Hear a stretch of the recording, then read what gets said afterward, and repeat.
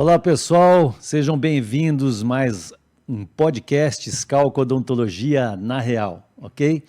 Eu gosto sempre de enfatizar que esse novo projeto, eu estou bastante entusiasmado com esse projeto desse podcast, porque o nosso objetivo aqui é trazer informações sobre odontologia moderna da forma mais precisa e real possível, ok?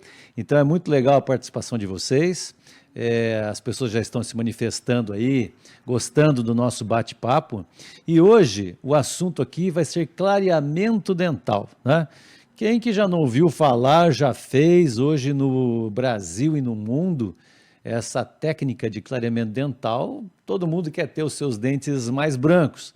Mas existem aí algumas informações importantes que eu queria aqui trocar com vocês sobre o tipo de material, a técnica adequada, se prejudica os dentes, em que fase da vida isso pode ou não pode ser feito. Então a gente tem muito aqui para falar, além dos diferentes tipos de clareamento, né?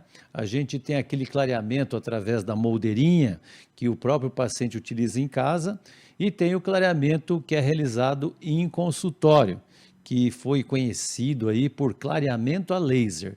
Será que é laser mesmo? Por que foi dada essa denominação de clareamento laser? Bom, primeiro vamos fazer aqui uma pequena introdução sobre esse histórico do clareamento dental. Pode parecer até engraçado, mas lá o clareamento dental era feito até nas épocas dos faraós, né? E sabe o que eles utilizavam para fazer o clareamento dental? Urina.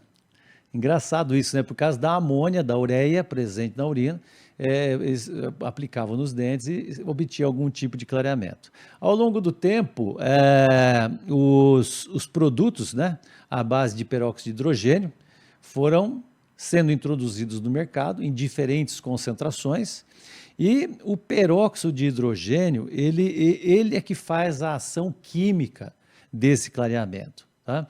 Então, às vezes as pessoas nos perguntam assim, bom, eu quero muito fazer clareamento, mas eu fumo, por exemplo. Eu posso fazer clareamento se eu sou fumante? Né? Uma das perguntas aqui que nos passaram. Por exemplo, a estrutura dental, quando ela recebe o contato com o peróxido de hidrogênio, internamente é obtido um clareamento dos dentes. O manchamento externo, né, esse manchamento externo que acontece no dente devido a pigmentações, por exemplo, cigarro, vinho, chá, café, isso tem que ser limpo externamente através das limpezas dentais. Então, vamos diferenciar assim, o clareamento, o tratamento de clareamento, ele é feito quimicamente e ele vai agir internamente no dente, promovendo um clareamento total desse dente. Já o que nós pensarmos aí de pigmentações, né, de sujeirinhas ali que se aderem no dente no dia a dia, isso é removido através da limpeza dental, com aquele jato de bicarbonato de sódio. Inclusive nós temos aí um podcast só sobre a parte de limpeza, né, que nós chamamos do projeto Prevent, lá da Scalco Odontologia. Quem tiver a oportunidade aí de dar uma olhada nesse podcast de prevenção, ver como que é feito isso hoje, a tecnologia, os equipamentos, é bem legal também, ok? Então, a pessoa que toma café, que fuma, ele pode fazer o seu clareamento dental, apenas que vai haver um manchamento externo dessa superfície que deverá ser limpa num prazo menor de tempo, né? Conforme os hábitos alimentares ou hábitos dessa pessoa, essa limpeza aí vai ter que ser feita talvez em torno de 2, 3 a cada 4 meses. Legal? Bom, eu vou mostrar para vocês aqui, para ilustrar um pouco, o que é obtido no clareamento dental e vamos elucidar bem também os limites disso. Né? Por que eu falo? Como o nosso objetivo aqui é realmente na real, ou seja, a gente tem que pôr tudo o que dá certo e o que não dá certo em termos de clareamento dental.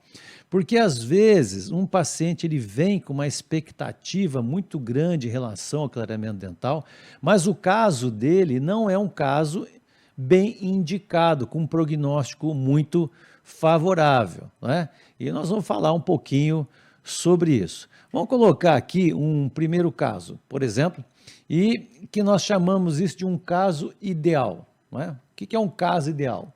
Dentes perfeitos, como vocês podem ver aqui, não tem nenhuma restauração, não tem resina nos dentes, me parece de um paciente mais jovem. Esse é o caso ideal. Por quê? Quando a gente faz o processo de clareamento, vocês vão ver a diferença agora, ó, é obtido esse clareamento interno do dente de uma maneira mais facilitada, não é? E mais duradoura. Por quê? Porque esse é o caso ideal para clareamento. Dentes totalmente aí saudáveis, sem restauração, e o processo de clareamento, então, ele se dá de uma maneira muito mais assertiva, muito mais correta, não é? Agora, vamos pensar numa outra pergunta aqui, que nos enviaram. Se eu tenho restaurações, né, várias restaurações no dente, de resina, como é que eu poderia também fazer o clareamento? Bom, o que acontece? Como eu já mostrei aí o que seria o caso ideal, não é? Quando a pessoa tem várias restaurações, os dentes vão clarear, mas as restaurações não. Então é muito importante saber que numa situação como essa, o paciente vai realizar um tratamento de clareamento e as suas restaurações vão ficar escuras. Então há necessidade de se refazer essas restaurações na tonalidade que o dente ficar, beleza? Outra pergunta que também... Vou mostrar mais um caso aí agora, antes eu responder essa outra pergunta aqui, que já se trata, como vocês podem perceber, de um paciente com dente com um grau de escurecimento um pouquinho maior, um paciente que, observando essa foto aí, você vê que já tem umas retrações de gengiva, então é um paciente com idade mais avançada. Esses casos, por exemplo, já não são tão indicados, tão precisos, quanto o caso anterior que eu falei do caso ideal. Mas vejam aí que também se obtém um clareamento, não é? Aquelas regiões ali próximas da raiz não vão clarear, porque ali é a raiz que está escurecida. O material clareador não tem essa capacidade de poder clarear essa área, tá? Então, dentes de pessoas com mais idade, né, devido o esmalte dental estar mais fechado, vamos dizer assim, mais com menos porosidade, então ele tem uma dificuldade maior da penetração do produto através do esmalte, então isso demora mais tempo a ser obtido e muitas vezes não se obtém um resultado ideal, como no caso de um paciente jovem, beleza? Então é bem importante a gente salientar isso. Existe cada caso tem uma indicação e um prognóstico mais favorável ou menos favorável. Bom, aí, então se eu tenho um dente mais escurecido, né, e sou de uma idade mais avançada, eu vou ter mais dificuldade de clarear meus dentes, ok? Sim, mas e se eu, então, insistir em mais tempo de clareamento, vamos falar de tempo, em torno de 1 a 2 semanas com a técnica das moldeirinhas, que nós vamos falar, com o que o próprio paciente faz em casa, seria um tempo assim razoável para se obter, cada caso é um caso, né?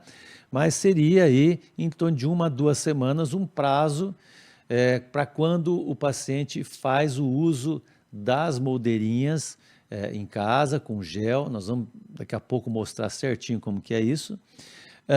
Mas também outra pergunta aqui que nos surgiu. Por que depois que a gente faz o clareamento, ou durante o tratamento de clareamento, o dente fica muito sensível? Bom, Acontece que no mercado existem diferentes técnicas para se realizar um clareamento dental. A técnica do uso da moldeira com gel, que o paciente faz em casa, tem diferentes concentrações desse gel. Então vamos pensar assim, um gel 10%, 16%, 22%, 32% de uma substância chamada peróxido de carbamida.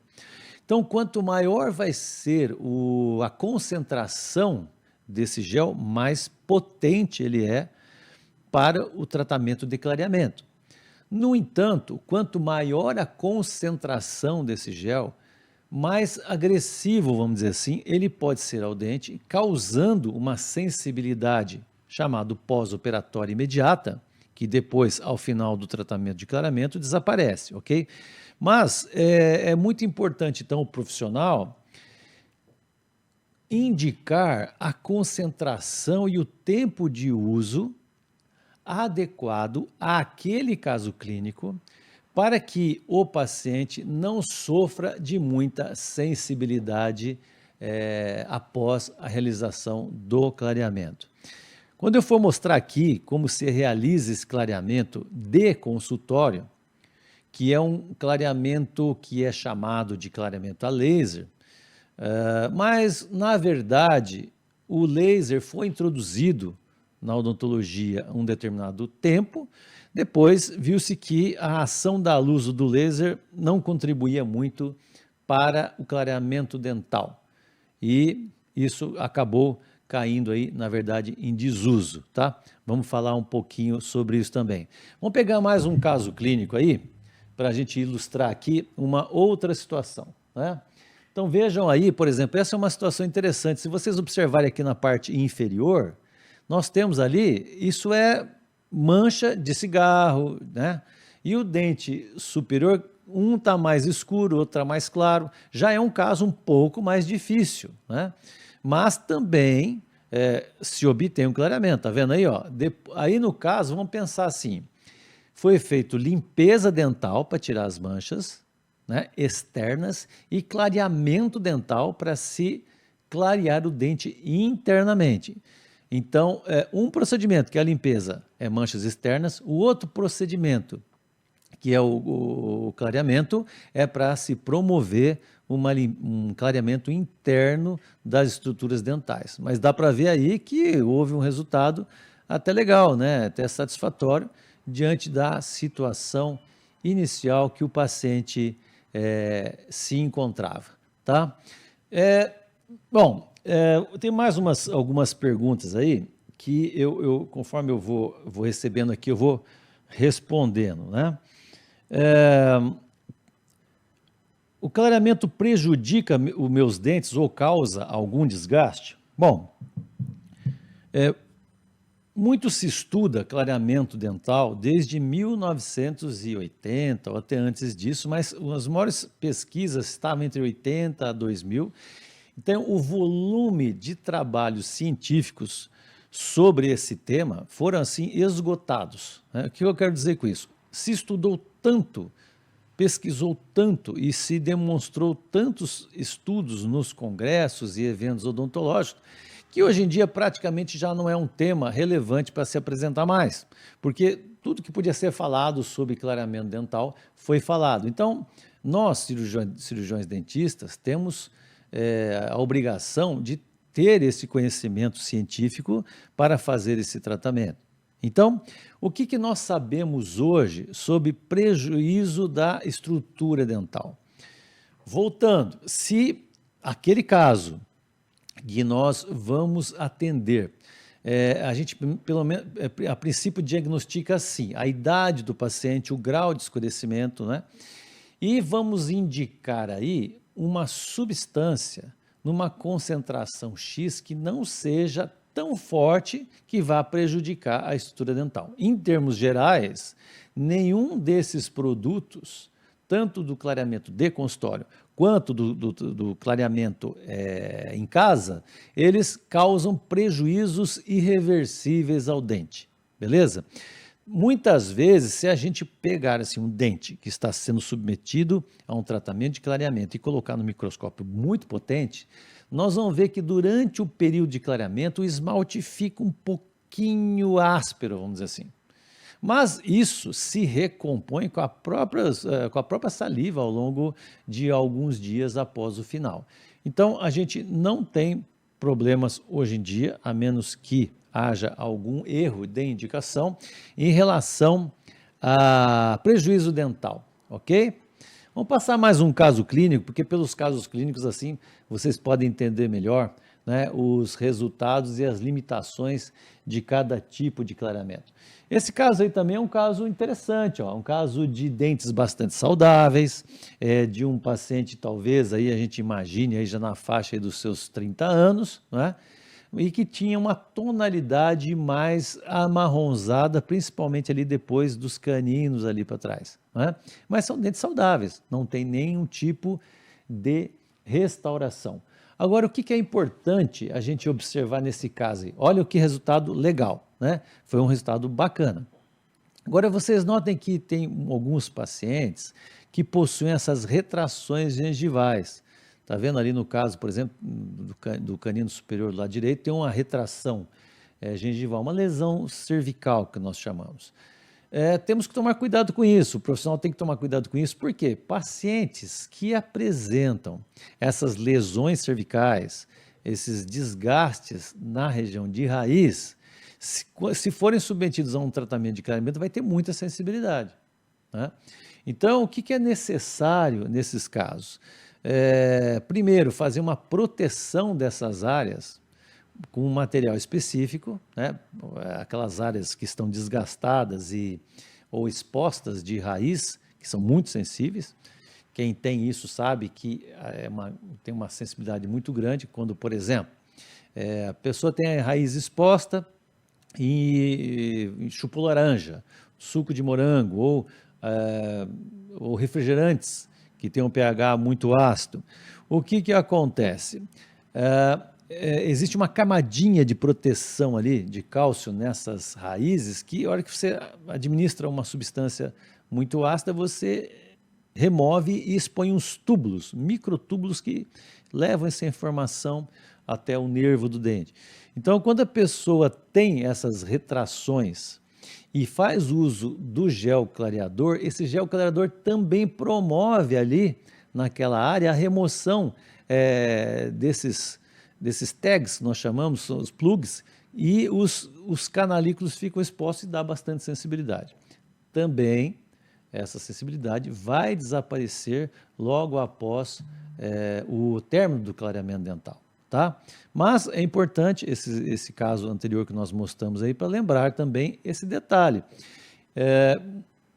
Por exemplo, no caso que a pessoa tenha muitas retrações de gengiva, e isso hoje em dia existe bastante, o que a gente faz? A gente prefere fazer a técnica de consultório, que eu vou falar daqui a pouco. Por quê? Com a técnica de consultório eu sou mais específico na área do dente que eu quero trabalhar. Beleza? Vou mostrar mais um casinho aí que ilustra sempre bastante aí cada situação clínica distinta. Novamente, um outro caso de uma dentição bastante saudável, né? Apenas com um problema talvez aí de posicionamento dos dentes, mas vejam que o resultado do clareamento também é bastante satisfatório, tá? É bastante satisfatório. Então, é muito importante saber que quanto mais saudável for os dentes, quanto menos restaurações tiver os dentes, quanto mais jovem for a pessoa que está submetendo ao tratamento de clareamento, tanto melhor será o resultado, né? Veja aí que bacana, né? Outra pergunta aqui que as pessoas nos fazem quando eu faço um clareamento dental, quanto tempo dura esse clareamento, né? Por quanto tempo eu vou ficar com meus dentes brancos? Bom, se eu for traçar um gráfico, o que acontece? O clareamento ele vai acontecendo, vai acontecendo, vai acontecendo, chega num ponto que é chamado ponto de saturação, onde o dente ele tem já não clareia mais, entendeu? Você começa lá, primeiro dia, segundo dia, terceiro dia, quinto dia, sétimo dia, 10º dia, depois ele vai se mantendo. É um período ali de grau de saturação. É como se você pegasse uma esponja seca, jogasse num balde de água, ela vai absorvendo, vai absorvendo, vai absorvendo água, chega um ponto que ela para de absorver, não é? Que é um ponto ali de saturação. A partir disso, o dente ele continua clareando por um determinado período. Depois você parou o clareamento, ele volta um pouco e estabiliza numa cor. Geralmente, dependendo de caso para caso e de hábitos alimentares, por isso que tudo depende, né? Esse clareamento aí, ele vai estar legal aí durante os 3, 4 anos, né? Mas sempre ele vai ter uma tendência de recromia, ou seja, de voltar à cor que ele era. Então, por que eu estou falando isso? É importante saber que o clareamento dental é um procedimento chamado cosmético. O que é a diferença entre cosmético e estético? Quando você faz um tratamento estético, se espera que esse tratamento tenha um alto período de duração, né? Quando você faz um procedimento cosmético, é que você vai ter um período menor de atuação. Tá? Então, o tratamento de clareamento dental ele é cosmético, é uma coisa que você tem que fazer e refazer ao longo do tempo. Aliás, o ideal, né, que a gente recomenda é que o paciente faça um clareamento e depois ele faça uma manutenção com a moldeirinha com gel, pelo menos aí uma semana por ano, para ele fazer a manutenção do seu clareamento. Agora, o que é um tratamento estético, por exemplo? Aí eu quero ter meus dentes brancos, né? Mas o clareamento eu vou ter que ficar fazendo sempre e tal. Eu tenho alguma restrição, não consigo fazer. Bom, então serão feitas as facetas, né? Que nós também temos um podcast específico sobre isso, depois vocês dão uma olhada lá.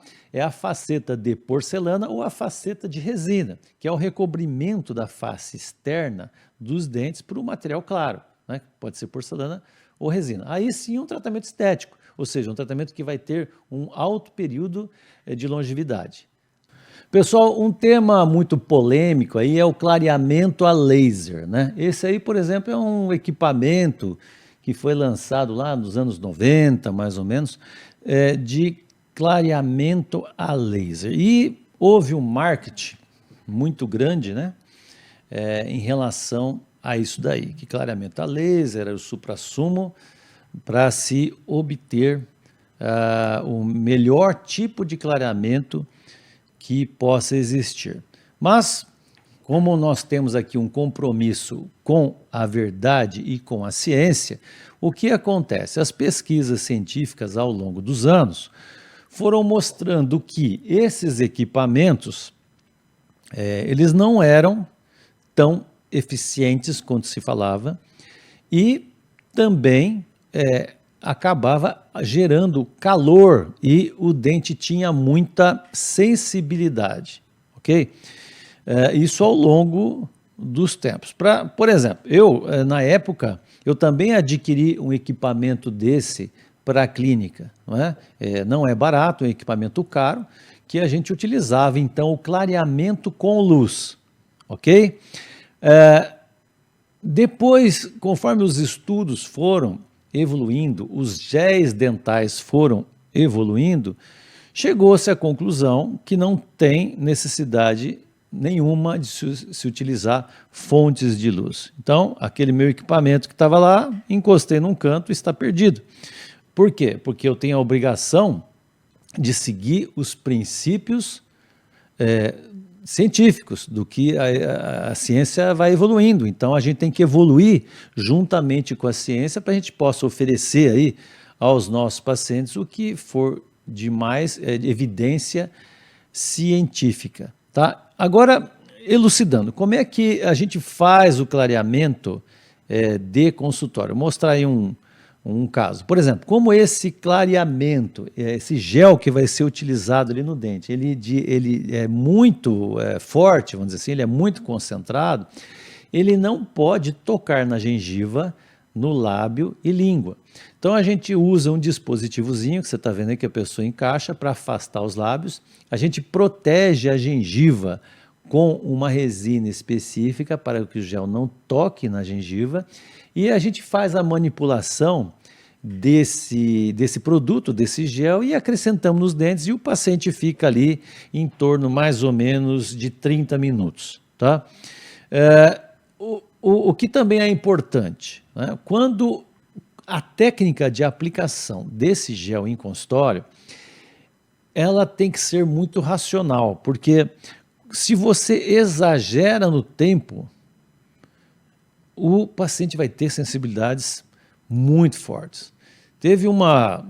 Eu sou professor também e na época eu ministrava cursos de especialização, é interessante falar sobre isso, para profissionais, lógico, e nós estávamos falando sobre clareamento numa aula, né? Então uma empresa cedeu o produto de clareamento, que é o clareamento de consultório, que é chamado de clareamento a laser aí, e para os alunos eu falei, olha, o que se preconiza nos livros, por exemplo, que se utilize o gel durante 45 minutos com trocas a cada 15 minutos, enfim. Então vamos fazer conforme se preconiza aí, pelos fabricantes, enfim. O que aconteceu? No dia seguinte, os próprios alunos vieram com terríveis dores de dente, com uma sensibilidade enorme. Por quê? Porque a técnica de reaplicar a cada 15 minutos durante um período muito grande faz com que haja uma penetração muito grande de peróxido de hidrogênio e isso causa uma sensibilidade pós-operatória que a pessoa precisa tomar analgésicos fortíssimos, né? Então, tudo isso aí volto a enfatizar, é tempo, concentração e o diagnóstico de cada caso, tá? Então, quero deixar isso bem claro, voltando aí uma imagem para vocês, de que o clareamento de consultório, o clareamento assistido, ele tem que ter a responsabilidade de um profissional que tenha conhecimento disso tudo que nós estamos falando aqui e que essa luz azul que se utilizava aí, não se utiliza mais, tá bom? Não se utiliza mais. O que é mais utilizado hoje em dia e também tem uma pergunta aqui que é o seguinte, pacientes jovens, né? Tem algum problema de fazer clareamento de pacientes jovens? Bom, a gente, claro que tem que ter uma responsabilidade sobre isso, não é?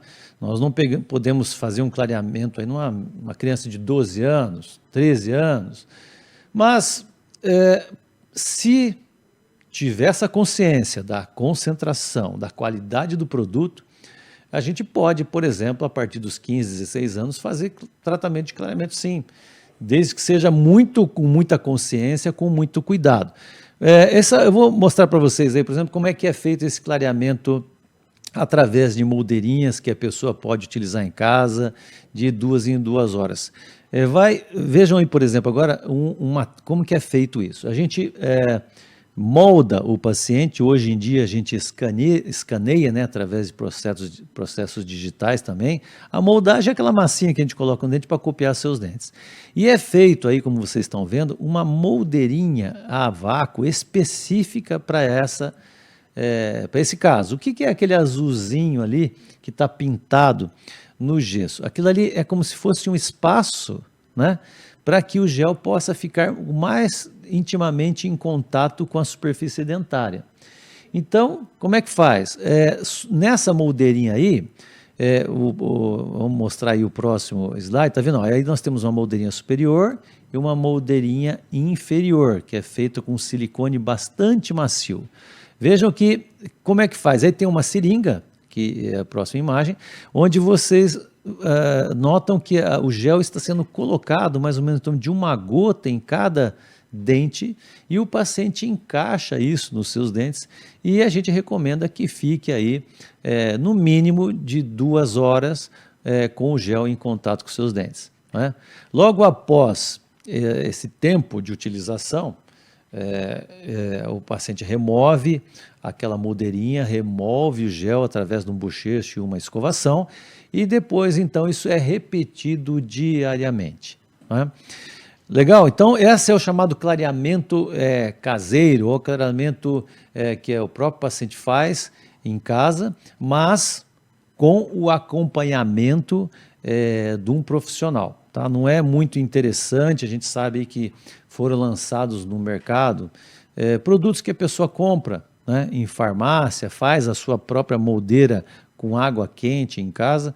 Eu quero deixar aqui que isso é um risco, porque esses produtos têm que ser muito bem manipulados e sempre com supervisionamento de um profissional de sua confiança, ok? Esse assunto de clareamento dental é um assunto que é muito interessante, todo mundo quer fazer o seu clareamento, as pessoas querem ter seus dentes brancos e podem tê-los, né? Através basicamente dessas 2 técnicas que eu mostrei para vocês, isso é obtido com segurança e com eficiência. Muitas vezes, em alguns casos, nós associamos as 2 técnicas, não é? Nós associamos a técnica de consultório e o paciente ele continua com a técnica do uso das moldeiras em casa. Então, tudo é uma questão de indicação, tudo é uma questão de cada caso é um caso, por isso que é necessário a gente associar aí a ciência, os estudos, para poder entregar para você um resultado melhor possível, com segurança e com responsabilidade. Tem uma frase que um americano uma vez lançou em congressos internacionais, que era chamado Daughter Test. O que é isso? É o teste da filha, né? Ou seja, não faça no seu paciente aquilo que você não faria na sua filha. E isso acabou ficando famoso. Então, acho que o profissional tem que ter em mente aí justamente isso, não é? Aquilo que você faria nos seus entes queridos, você não vai fazer. Se você faria nos seus dentes queridos, você faz nos seus pacientes. Se você não faria nas pessoas que você ama, você também não faz no seu paciente. Legal? Pessoal, vão mandando mais perguntas aí, a gente vai ter o maior prazer de responder. E hoje o nosso papo aqui foi sobre clareamento dental. Legal? Próximo podcast, espero a presença de vocês e vão mandando as perguntas aí. Obrigado e até lá.